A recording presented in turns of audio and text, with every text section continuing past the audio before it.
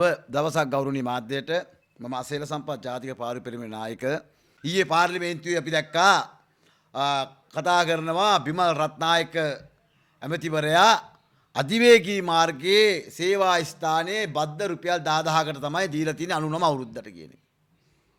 එතුමා මම දන්නේ නැහැ කොහොම කරුණු හොයාගන්නද කියන අපි නම් දන්න විදියට ඕක පවත්වාගෙන යන්න ශ්‍රී ලංකා ඉන්ෂුරන්ස් එක. හරි? සහ නාගරික සංවාධිකාරිය. හරිද? අපි දන්න විදියට. එතකොට ඒකෙන් තවත් සමාගමකට දීලා කොහොම කෙසේ වෙතත් ප්‍රධාන අයිතිය තියෙන්නේ ශ්‍රී ලංකා රක්ෂණ හත්ත. එතකොට ඒක තියෙන ජනාධිපතිතුමා යටතේ. එක්ක ජනාධිපතිතුමා මේක අහලා උත්තර දෙන්න ඕන. ඒත් නෑ. ඒ නිසා ඔයාගෙන් බලාපොරොත්තු වෙන්නේ ඒක නෙමෙයි. ඔයාට කියන්න දුන්න ඇමතිවරයෙක් හැටියට අධිවේගී මාර්ගයේ සේවා පියසේ තිබෙන ආහාර පාන අස්පගණ මම තමයි පහුගිය කාලේ පුරාවටම ඔය අධිවේගී මාර්ග යනකොට බිත්තර රොටියද අරකද මේකද ප්ලේන්ටියද රුපියල් 80ට 150 ටිකට් එක යම් මට්ටමක හරි මිලක් අඩු කරන්න සමත් උනේ මම කොට ගිහිල්ලා සහ පාරිභෝගිකාරිය ඒ වැටලීම් වලට ගිහින් නිසා. ඒ නිසා ඔබතුමාට කියන්න තුනේ අධිවේගී මාර්ගයේ 10000කට 99 දීලා තියෙනවා නම් එහෙමනම් කරන්න තියෙන්නේ මොකද්ද?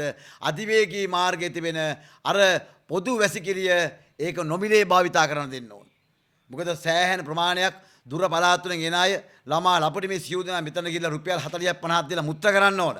අධිවේගී මාර්ගයේ. එහෙමනම් ඔබතුමාට කියනවා කියන්න මේ 10000 පද්ධතිය දීපි තියෙනවා. එහෙමනම් අපි මේකේ පොදු වැසිකිළිය ඒගොල්ලෝ ප්‍රාය දැන් රාජපක්ෂලා හිතවතට දීලා නම් එහෙමනම් අර ඒ හිතවතාර කරන්න එක දේ තමයි මේගොල්ලෝ කරන්න ඕන අර පොදු වැසිකිළි ගාස්තු අඩු කරන්න ඕන අර තියෙන සියලුම ආපන ශාලාවල ඒ තියෙන ඒකේ අවුට්ලට් තියෙනවා ඒවයි ආහාර වල අස්පගන මිනිස්සු ඇති හැකිය කනෝ නැති බැරිය කට්ටිය බලන් ඉන්න එකක් තමයි තියෙන්නේ අධිවේගී මාර්ගයේ සේවා පියසි හරිද ඒ නිසා එතන ගුණාත්මක ඒ වගේම සෑම මගියෙකුට සෑම පාරිභෝගිකයට මිලට ගැනීමට හැකියාව තිබෙන විදිහට ආහාර පාන මිල ගණන් අඩු වෙන්න ඕන සමහර වෙලාවට තියෙන පුළුවන් වැඩි මිලට ඒක අදාළ නැහැ හැබැයි පොදුවේ එක තැනක හරි තියෙන්න ඕන අඩු මිලට ප්ලේන් ටිකක් බොන්න අද සමහර ප්ලේන් ටික තිබෙන ගැජට් කැලිත් එක්ක හැඳි අරවා මේව හේරම දීලා රුපියල් 100ක් විතර ගන්න මේ රුපියල් 30 ප්ලේන් ටිකට හරිද එතකොට දැන් ඒව නේද බලන්න ඕන මෙතන පාරිභෝගිකය වෙන්නේ එහෙම නැතුව මේ තමන්ගේ තියෙන වෛර පිටමහන රාජපක්ෂලාට තඩි බල හරියන්නේ නැහැ මේ මිනිස්සු ඒ කාලේ තුල එහෙම හරි කළා